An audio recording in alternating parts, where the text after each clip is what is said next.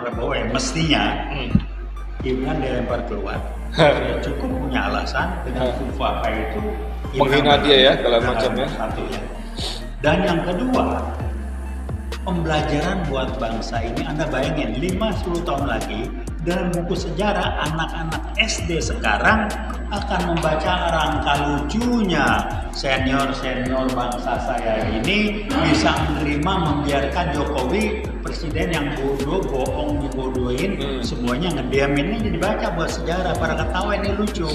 Nah ini pembelajaran, saya mengatakan ini pembelajaran, kalau dibilang juga azab barangkali, peringatan dari Tuhan Yang Maha Esa, jangan lo diam aja kalau orang yang goblok seperti ini. Sehingga saya kembali mengatakan inilah cara PKI gaya baru bermain. Saya ditanya apa sih mau ngomong kok? Nah ya karena mental level 3 kualitas berpikirnya. Level 3 apa? Dari yang saya bilang dari 8 level itu. Kalau nggak nongol barangnya dibilang nggak ada. Kalau kata Alfred Tanjung, mana orang bilang mana PKI-nya ntar kalau golok nempel di leher baru baca video pada PKI. Itu level 3 berpikirnya.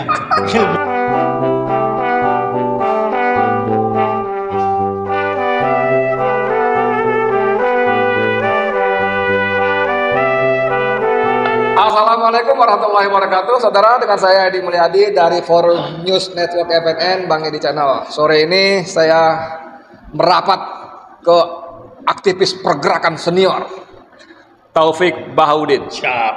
Kita biasa sebut Bang TB, sesepuh UI Watch. Sesepuh ya? Nah, ini nggak sopan. Sesepuh tuh kayaknya gimana gitu. Masih muda, baru 34 ya Bang? Berapa Bang? 27. Oh, baru 72, masih muda lah ya. 27.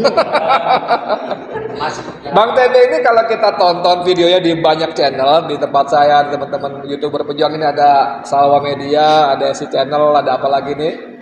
Ada Bang di channel saya, itu spesialis ngomong PKI gaya baru. Yes. Orang bilang kesel juga nih Bang TB ngapain sih PKI gaya baru. Oke, nanti sebelum Abang jelasin kenapa eager soal itu terus, nah kita masuk ke yang terbaru Bang.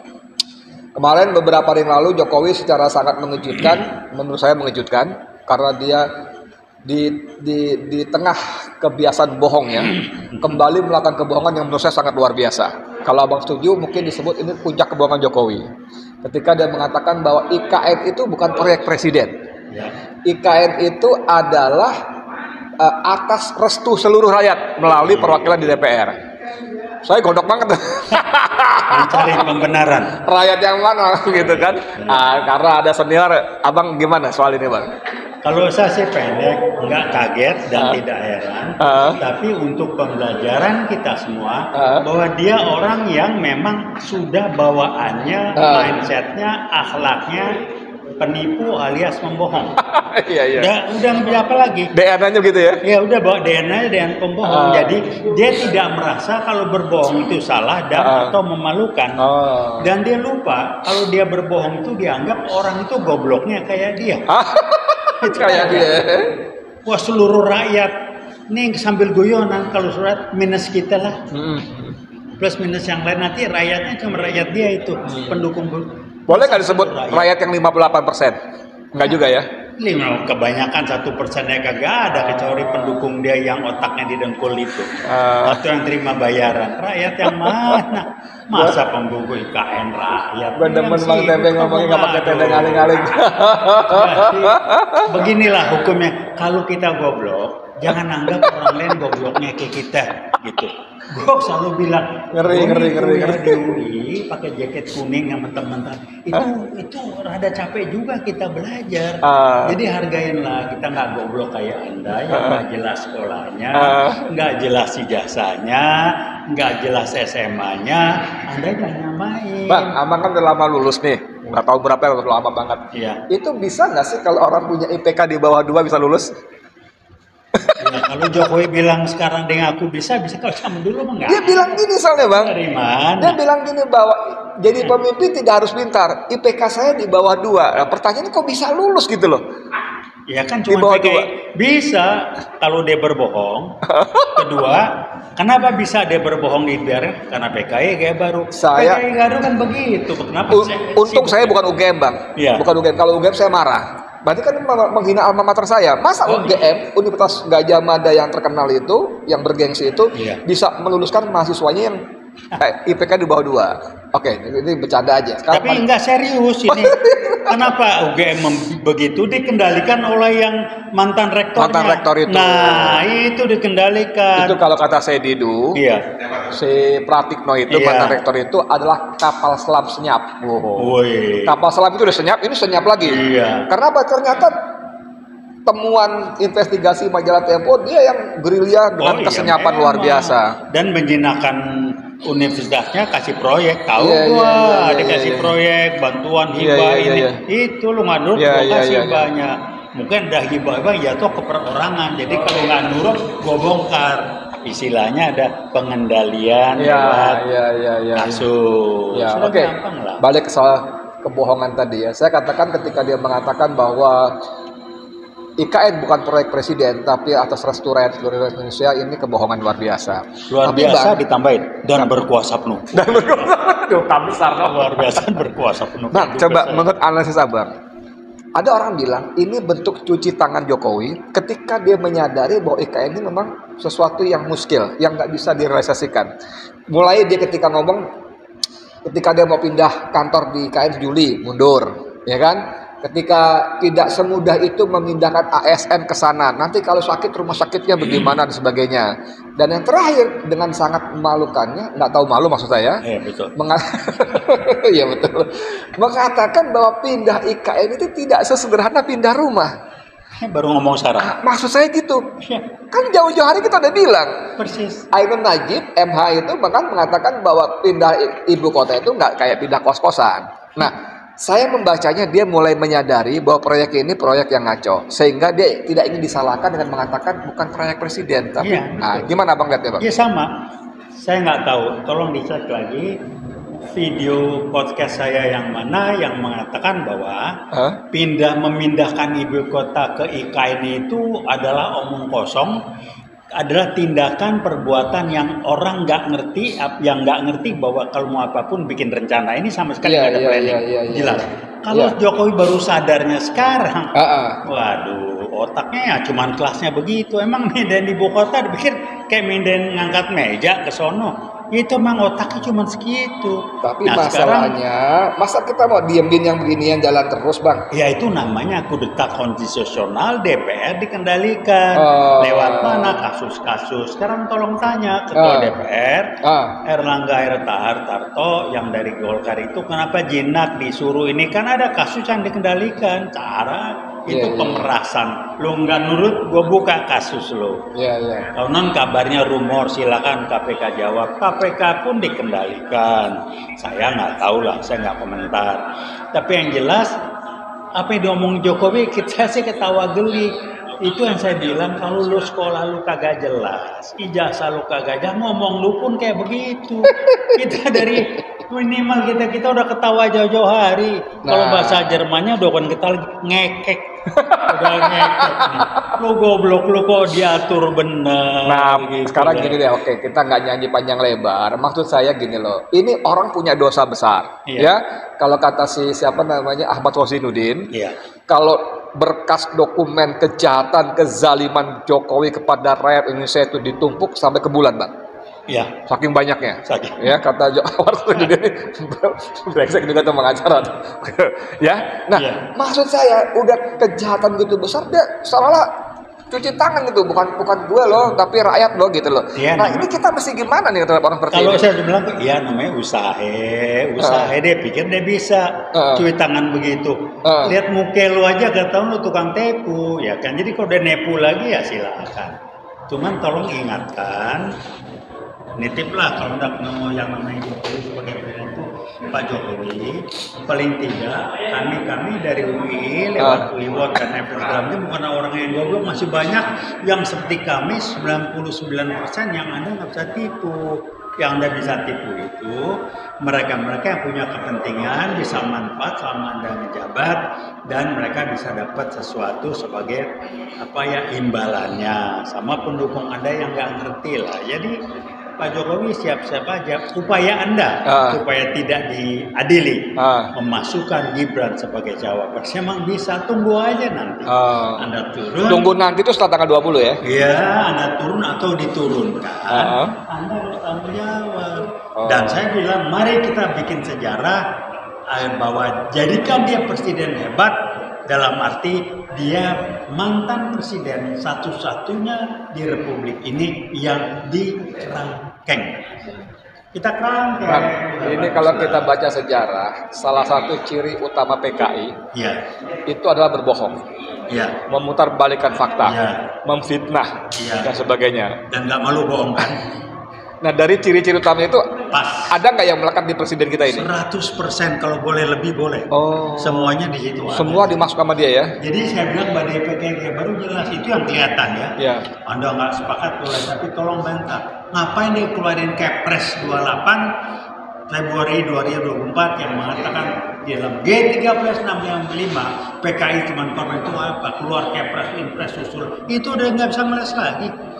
Tapi dari ciri yang lain udah jelas. Dan itu prestasi dia dong, hanya dalam tempo 8 tahun dia bisa mengubah PKI yang penjahat menjadi korban. Iya. Dan tentara, khususnya Angkatan Darat beserta umat Islam dan jadi penjahatnya. Penjahat. Tapi cuma Kepres bisa dicabut. Tapi kan dia ada keberanian seperti itu, ini luar biasa bang. Karena nggak ada pilihan. Soeharto berkuasa 32 tahun. Iya. Di awal kuasa sampai akhir-akhirnya orang masih mengatakan Soeharto dalang PKI. Iya. Tapi tidak pernah mengeluarkan Kepres seperti itu. Kan logikanya kalau Soeharto dalang PKI 32 tahun udah jadi PKI dong, Indonesia dong. Namanya kan kalau logikanya Jokowi ya begitu lah. Berarti Jokowi lebih hebat dari Soeharto dong. Bohongnya. Kalau bohong saya jadi berbanding. Dia paling bohong di Republik ini. Dan yang menarik, bohong gobloknya ini dia pikir orang nggak ngerti, itu aja. Saya mau ketawa aja, liatin aja, lucu jadinya. Nah, kenapa lucu? DPR-nya diam aja ini karena yang namanya kudeta konstitusional dan itu dipakai DPR aja setuju. Pak Jokowi, kalau Anda goblok jangan anggap orang lain gobloknya kayak Anda. Itu dia saran saya. Saya mau bilang maaf. Masuk what next-nya bang.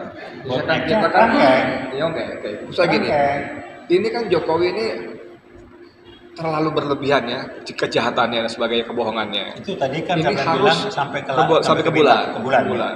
Jadi menurut saya harus jadi pelajaran buat yang bersangkutan dan juga buat para penguasa berikutnya. Buat bangsa ini. Terutama penguasanya. Bikin malu. Penguasanya terutama. Jadi pelajaran bahwa kalau kalian menyalahgunakan kekuasaan, maka kalian menerima konsekuensinya. Ya. Mohon maaf dengan segala hormat, kita nggak ngomong akhirat. Buat dia percuma, buat dia yang percuma ya. Tapi kita ngomongin soal dunia, bagaimana pertanggungjawaban harus kalian itu. Nah, orang mengatakan bahwa setelah tanggal 20, karena ketika dia berkuasa, apapun proses hukum yang kita jalankan pasti mentok. Nabrak tembok, pasti. Tapi begitu tanggal 20, maka kita bisa berharap. Nah, sekarang kira-kira menurut Bang TB, apa yang harus dilakukan oleh Prabowo sebagai presiden berikutnya? Jangan sampai, kalau saya punya harapan gitu, jangan sampai dia menghalang-halangi rakyat mengadili Jokowi. Menurut Bang TB gimana? Ya memang harus. Jadi kalau saya kenal Prabowo ya, mestinya Gibran dilempar keluar. Dia cukup punya alasan dengan Fufafa itu menghina dia ya, segala macamnya. Satu ya. Dan yang kedua, pembelajaran buat bangsa ini, Anda bayangin 5-10 tahun lagi dalam buku sejarah anak-anak SD sekarang akan membaca rangka lucunya senior-senior bangsa saya ini bisa menerima membiarkan Jokowi presiden yang bodoh, bohong, dibodohin, semuanya ngediamin. Ini dibaca buat sejarah, para ketawa ini lucu. Nah ini pembelajaran, saya mengatakan ini pembelajaran, kalau dibilang juga azab barangkali, peringatan dari Tuhan Yang Maha Esa. Jangan lo diam aja kalau orang yang goblok seperti ini. Sehingga saya kembali mengatakan inilah cara PKI gaya baru bermain. Saya ditanya apa sih Bang ngomong kok? Nah ya karena mental level 3 kualitas berpikirnya. Level 3 apa? Dari yang saya bilang dari 8 level itu. Kalau nggak nongol barangnya dibilang nggak ada. Kalau kata Alfred Tanjung, mana? Orang bilang, mana PKI-nya, ntar kalau golok nempel di leher baru baca ada PKI. Itu level 3 berpikirnya. Ilmunya ada. Ilmu apa? Bang, sebagai penutup Bang, ini kita udah lumayan ya. Sebagai penutup, kira-kira ya langkah apa yang bisa kita lakukan? Kita semuanya sebenarnya berharap bahwa dia bisa kita seret sebelum 20 Oktober. Ya. Tapi katakanlah dia tidak bisa melindungi kekuasaan, langkah apa yang konkret yang kita bisa lakukan? Misalnya Partai Negoronya Faisal Assegaf akan melaporkan Jokowi ke polsek-polsek. Nah, gitu ya. Kemarin tempo hari rekaman lama sebetulnya acaranya Ida waktu itu di MTA waktu Halal Bihalal, Gatot Nurmantio mengatakan begitu juga, laporkan. Nah, ini gimana nih, Bang? Kan begini. Setelah lengser. Oke, yang dilakukan Jokowi sekarang apa? Polisi dikendalikan, Ya. Lembaga-lembaga hukum dikendalikan, Ya. sehingga nggak bisa diproses karena itu dibenahin dulu. Jadi polisi kalau sudah dikendalikan oknum-oknumnya seperti ini, mau lapor sama siapa? Itu kan, justru itu kalau Jokowi lengser, polisi dibenahin, lepaskan dari kendali PKI Gaya Baru, oknum-oknumnya karena yang baik banyak, teman saya banyak di polisi, yang baik-baik dibikin nggak berbunyi, maka proses hukum akan berjalan. Membersihkan polisi, Polri maksud saya, itu kan nggak bisa kita orang-orang pinggir jalan begini, itu harus penguasa. Artinya, saya boleh nggak membacanya bahwa Bang TB mengirimkan pesan pada Prabowo Subianto sebagai presiden terpilih berikutnya untuk membenahi polisi dan aparat penegak hukum yang lainnya? Harusnya iyalah, Prabowo tuh bukannya otaknya Jokowi, udah nggak kelas lah. Dia bisa sebentar benahin, Prabowo tahu betul, saya tahu lah. Jadi kita nunggu kabar aja lagi, akan dibenahin dia. Apalagi Prabowo nggak ada kasus korupsi, nggak ada. Nah, saudara sekalian, saya kira ini sebetulnya dari obrolan kita sekitar 14-15 menit ini yang paling daging ini. Saya menduga Bang TB begitu optimis Prabowo akan membenahi polisi kita dan sistem hukum kita, seolah-olah dia Bang TB mendengar langsung dari Prabowo. Bocoran itu ceritanya apa dari orang dekatnya Prabowo gitu. Tapi apapun itulah, anggap aja itu harapan kita semua ya. Dan sejauh yang saya kenal, dia itu punya karakter yang kayak gitu. Mudah-mudahan dia akan dibayar. Gitu. Kita lihat. Mudah-mudahan. Oke, saudara sekalian, obrolan kita selesai, dan buat teman-teman ya, bantu sebarkan video ini supaya lebih banyak yang mendengar, menonton, agar naik levelnya, jangan level 3 lagi. Ya. Dan buat yang belum subscribe, jadi subscriber lah, supaya masing-masing channel kita bisa menjangkau lebih banyak. Begitu ya? Nasrul minallah wa fathun qarib wa basyiril mu'minin. Pertolongan dari Allah, kemenangan sudah sangat dekat, sampaikan kabar gembira bagi orang beriman. Saya Edi Mulyadi untuk FNN, untuk lebih baik. Assalamualaikum warahmatullahi wabarakatuh. Veritas Probitas Justisia. Siap.